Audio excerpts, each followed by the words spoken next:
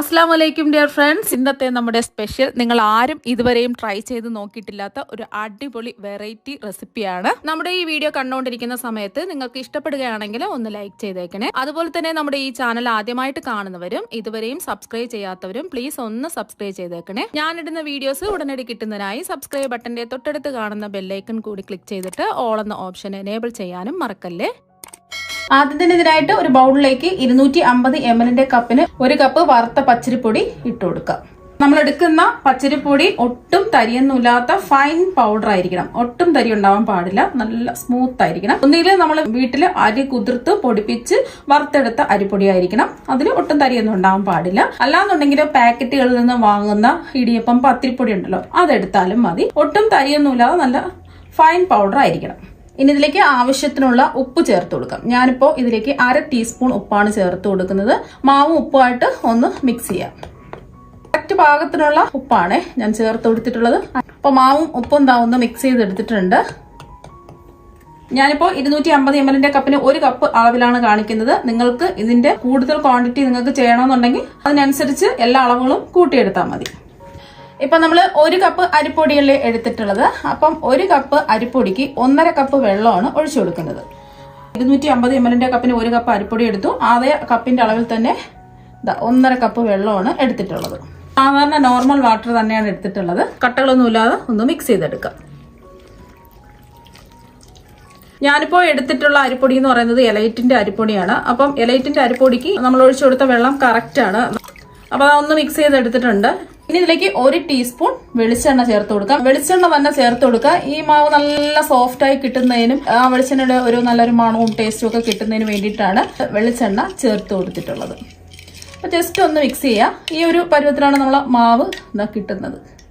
ഇനി നമ്മളിതാ ഇതുപോലത്തെ ഒരു കുക്കർ എടുത്തിട്ടുണ്ട്. ഞാനിപ്പോ 1 കപ്പ് അളവില് ചെയ്ത് കാണിക്കുന്നുണ്ട്. ചെറിയ കുക്കറാണ് എടുത്തിട്ടുള്ളത്. നിങ്ങൾ കുറച്ചധികം മാവ് ഇതുപോലെ ചെയ്തെടുക്കുകയാണെന്നുണ്ടെങ്കിൽ കുറച്ച് വലിപ്പമുള്ള കുക്കർ നോക്കി എടുക്കുക. മിക്സ് ചെയ്ത് വെച്ചില്ലേ മാവ്, ഒന്നുകൂടി ഇതുപോലെ ഒന്ന് ഇളക്കി യോജിപ്പിച്ചതിന് ശേഷം നമുക്ക് കുക്കറിലേക്ക് ഒഴിച്ചു കൊടുക്കാം. ഫ്ലെയിം ഓൺ ആക്കി കൊടുത്തിട്ടില്ല. ഇപ്പൊ കുക്കറിലേക്ക് ഫുൾ മാവ് ഒഴിച്ചു കൊടുത്തിട്ടുണ്ട്. ഇനി ഫ്ലെയിം ഓൺ ആക്കി കൊടുത്തതിന് ശേഷം മീഡിയം ഫ്ലെയിമിൽ വെച്ചിട്ട് ഈ മാവ് ഒന്ന് നമുക്ക് കുറുക്കി വറ്റിച്ചെടുക്കണം. കൈ വിടാതെ ഇതുപോലെ ഇളക്കി കൊടുത്തോണ്ടിരിക്കുക. അപ്പൊ ഇങ്ങനെ ചെയ്തിട്ടെടുക്കുമ്പോൾ നമുക്ക് വെള്ളം തിളപ്പിച്ച് മാവ് കിണ്ടി എടുക്കേണ്ട ആവശ്യമൊന്നുമില്ല. ഇതിൽ ജസ്റ്റ് കുറച്ച് വെള്ളം കൂടി പോയെന്നോ കുറഞ്ഞു പോയെന്നോ വന്നിട്ട് പ്രശ്നങ്ങളൊന്നും വരില്ല.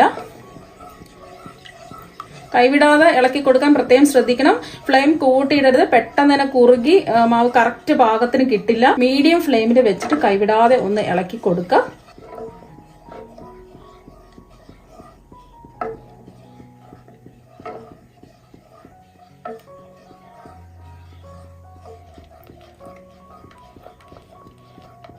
അപ്പൊ നമ്മൾ ഇളക്കി കൊടുക്കാൻ തുടങ്ങിയിട്ട് 1 മിനിറ്റായി. 1 മിനിറ്റ് കഴിയുമ്പോൾ ഇതുപോലെ ചെറിയ ചെറിയ കട്ടകൾ പോലെ കിടക്കും. അതൊന്നും കുഴപ്പമില്ല. ഇളക്കി കൊടുത്തോണ്ടേ ഇരിക്കുക. എല്ലാം ഒന്ന് വറ്റി നമുക്ക് ഉരുണ്ട് വരണം. മാവ് വെള്ളമൊക്കെ വറ്റി ഒന്ന് ഉരുണ്ട് വരുന്നത് വരെ ഇളക്കി കൊടുത്തോണ്ടേ ഇരിക്കുക.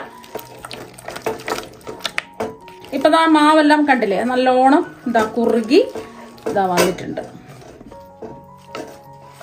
ഇനി നമുക്ക് കുറെ സമയം ഇട്ട് കിണ്ടി എടുക്കേണ്ട ആവശ്യമൊന്നുമില്ല. നല്ലോണം മാവ് റെഡിയായി കിട്ടിയിട്ടുണ്ട്. നമുക്ക് ഉടനെ തന്നെ ഫ്ലെയിം ഓഫ് ആക്കണം. ഫ്ലെയിം ഓഫ് ആക്കിയതിന് ശേഷം നമുക്ക് ഈ ഗ്യാസ് അടുപ്പ് നല്ല ചൂടാണ്. അപ്പൊ അതുകൊണ്ട് കുക്കർ നമുക്ക് പുറത്തെടുത്ത് നമുക്ക് അടച്ചിട്ട് വേണം മൂടി വെക്കാൻ വേണ്ടിട്ട്. മാവ് കറക്റ്റ് പാകത്തിന് കിട്ടിയിട്ടുണ്ട്. ഇനി എല്ലാം ഒന്ന് ഇതുപോലെ നിരത്തി വെച്ചതിന് ശേഷം നമുക്ക് കുക്കർ മൂടി വെച്ചു കൊടുക്കാം. കുക്കർ ഇതുപോലെ മൂടി വെച്ചതിന് ശേഷം നമുക്ക് അടുപ്പിൽ നിന്ന് മാറ്റി പുറത്തെടുത്ത് വെക്കാം. ഈ ചൂടിൽ ഇരുന്നുകൊണ്ട് തന്നെ ഈ മാവ് നല്ലോണം വെന്ത് സോഫ്റ്റ് ആയി കിട്ടും. അതിന് വേണ്ടിയിട്ടാണ് നമ്മൾ കുക്കറിൽ കുറച്ച് സമയം ഒന്ന് മൂടി വെക്കുന്നത്. ഈ മാവ് നമ്മൾ റെസ്റ്റ് ചെയ്യാൻ വെച്ചിരിക്കുന്ന സമയം കൊണ്ട് ഒരു മിക്സിയിലെ ചെറിയ ജാറിലേക്ക് 20 അല്ലി വെളുത്തുള്ളി അല്ലി ഇട്ട് കൊടുക്കാം. ഇനി ഇതിലേക്ക് 1 പീസ് ഇഞ്ചി ഇതുപോലെ ചെറുതായിട്ട് കട്ട് ചെയ്ത് വേണം ഇട്ട് കൊടുക്കാൻ വേണ്ടിയിട്ട്. ഇനി നമ്മൾ ഇട്ട് കൊടുക്കാൻ പോകുന്നത് 1 ടീസ്പൂൺ വലിയ ജീരകമാണ്. അതുപോലെ തന്നെ 1 ടീസ്പൂൺ കുരുമുളക് പൊടിയും കൂടി ഇട്ട് കൊടുക്കാം. ഇതെല്ലാം കൂടിയിട്ട് ഒന്ന് ചതച്ചെടുക്കാം. ഇപ്പൊ ഇതെല്ലാം ഒന്ന് ചതച്ചെടുത്തിട്ടുണ്ട്. ഇനി ഇതിലേക്ക് ആവശ്യത്തിന് മുളക് പൊടി ഇട്ട് കൊടുക്കാം. ഞാനിപ്പോൾ 4 ടീസ്പൂൺ കാശ്മീരി മുളക് പൊടിയാണ് എടുത്തിട്ടുള്ളത്. സാധാരണ മുളക് പൊടിയാണെന്നുണ്ടെങ്കിൽ ഒരു 2.5 ടീസ്പൂൺ ഒക്കെ എടുത്താൽ മതിയാവും. ഇനി 4 ടീസ്പൂൺ മല്ലിപ്പൊടി, അതുപോലെ തന്നെ 1 ടീസ്പൂൺ മഞ്ഞൾപ്പൊടി, 1 ടീസ്പൂൺ ഗരം മസാല, ചിക്കൻ മസാല ഉണ്ടെന്നുണ്ടെങ്കിൽ 2 ടീസ്പൂൺ ചിക്കൻ മസാല, അതുപോലെ തന്നെ 2 ഏലക്ക, 2 ടീസ്പൂൺ ഉപ്പൊക്കെ അവരവരുടെ ഇഷ്ടത്തിന് വേണം എടുക്കാൻ വേണ്ടിയിട്ട്. 1 ടീസ്പൂൺ വിനാഗിരി ഇല്ലാന്നുണ്ടെങ്കിൽ 1 ടീസ്പൂൺ നാരങ്ങ നീര് എടുത്താലും മതി. ഇനി ഇതെല്ലാം കൂടിയിട്ട് ചേർത്ത് ഒന്ന് പൊടിച്ചെടുക്കാം. ഇപ്പൊ അതെല്ലാം ഒന്ന് പൊടിച്ചെടുത്തിട്ടുണ്ട്. ഇനി ഫ്രൈഡ് ചിക്കൻ തയ്യാറാക്കുന്നതിന് വേണ്ടിയിട്ട് ഒരു കടായി എടുത്തിട്ടുണ്ട്. ഫ്ലെയിം ഒന്നും ഓൺ ആക്കിയിട്ടില്ല. ഇതിലേക്ക് 3 മീഡിയം സൈസ് സവാള നീളത്തിൽ കട്ട് ചെയ്ത് ഇട്ട് കൊടുക്കാം. ഇനി ഇതിന് കൂടുതൽ ടേസ്റ്റ് കിട്ടുന്നതിന് വേണ്ടിയിട്ട് 20 ചെറിയ ഉള്ളി എടുത്തിട്ടുണ്ട്. ഇനി ഈ ഉള്ളി ഒന്ന് ചതച്ച് വേണം ഇതിലേക്ക് ഇട്ട് കൊടുക്കാൻ വേണ്ടിയിട്ട്. ഇനി ഇതിലേക്ക് 2 വലിയ തക്കാളി ചെറുതായിട്ട് കട്ട് ചെയ്തും കൂടി ഇട്ട് കൊടുക്കാം. അതുപോലെ തന്നെ 4 പച്ചമുളക് ചെറുതായിട്ട് കട്ട് ചെയ്തും കുറച്ച് കറിവേപ്പിലയും കൂടി ഇട്ട് കൊടുക്കാം. ഇനി നമ്മൾ പൊടിച്ച് മാറ്റി വെച്ച മസാല ഇതിലേക്ക് ഇട്ട് കൊടുക്കാം. അപ്പം മുഴുവൻ മസാലയും ഇട്ട് കൊടുത്തിട്ടുണ്ട്.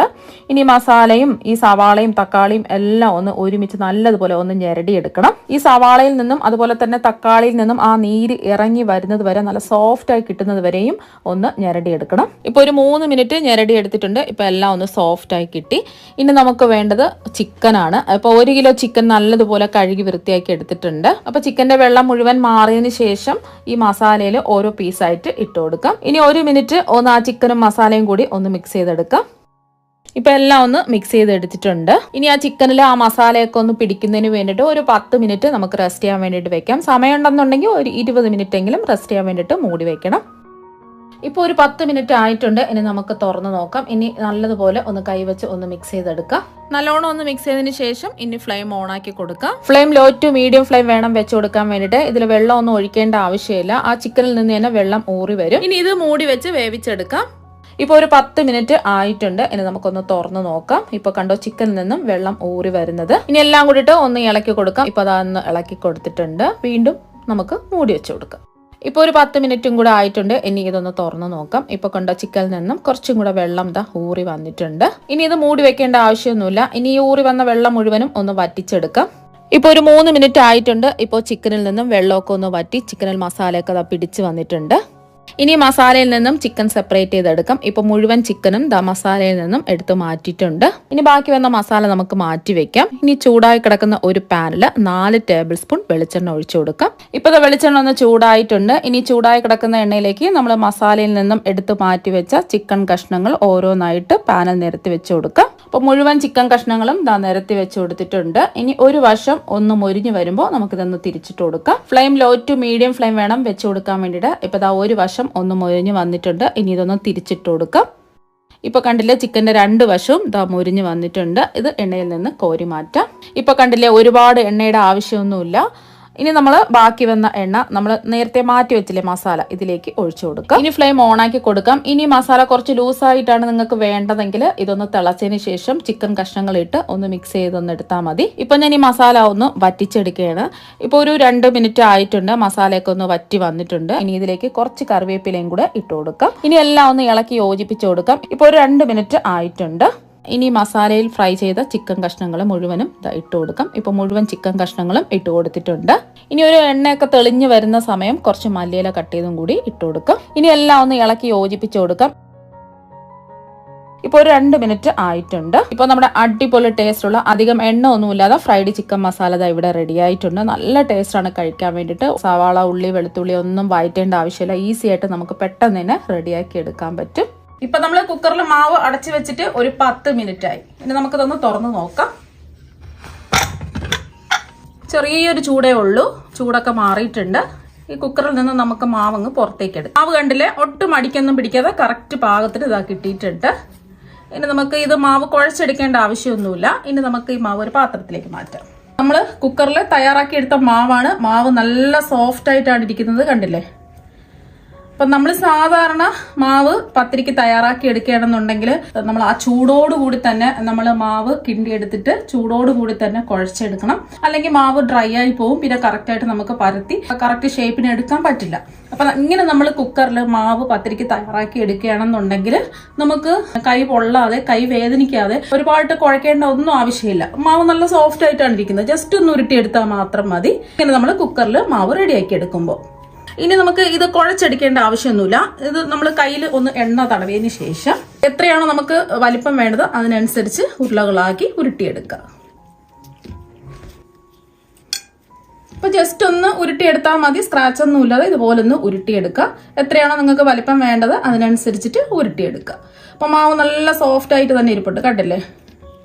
നമുക്ക് ഉരുട്ടി കുഴച്ചെടുക്കേണ്ട ആവശ്യമൊന്നുമില്ല.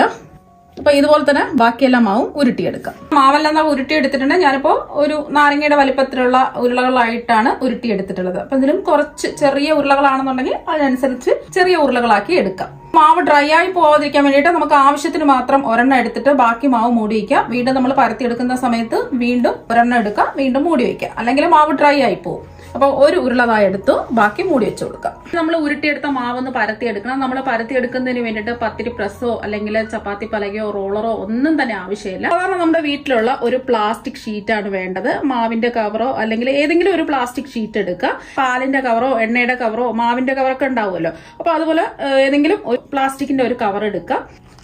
ഇനി പ്ലാസ്റ്റിക് ഷീറ്റിന്റെ പുറത്ത് ആദ്യത്തെ ഒരു തവണ കുറച്ച് എണ്ണ ഒന്ന് തടവി കൊടുക്കാം. ആദ്യത്തെ ഒരു പ്രാവശ്യം എണ്ണ തടവിയാൽ മതി. നമ്മൾ ഉരുട്ടിയെടുത്ത മാവ് ഈ പ്ലാസ്റ്റിക് ഷീറ്റിന്റെ നടുവിലായിട്ട് വെച്ചു കൊടുക്കാം. ഇനി ഷീറ്റ് ഒന്ന് മടക്കി കൊടുത്തതിന് ശേഷം ഇനി ഇതുപോലത്തെ ഒരു സ്റ്റീലിന്റെ തട്ടോ അല്ലെങ്കിൽ ചോറൊഴിക്കുന്ന പാത്രമോ വെച്ചിട്ട് കൈവച്ചിട്ട് ഒന്ന് പ്രസ് ചെയ്ത് കൊടുത്താൽ മതി. അപ്പൊ ജസ്റ്റ് ഒന്ന് നമുക്ക് പ്രസ് ചെയ്ത് കൊടുത്താൽ മതി. മാവ് നല്ല സോഫ്റ്റ് അല്ലേ, നല്ലോണം പരന്നു വരും. ഇനി നമുക്കിതൊന്ന് തുറന്നു നോക്കാം. അപ്പൊ കണ്ടില്ലേ, നല്ലോണം പരന്നു വന്നിട്ടുണ്ട്. ഇനി ഷീറ്റ് ഇതുപോലെ പിടിക്കുക, ഈ മാവൊന്ന് ഇളക്കിയെടുക്കാം.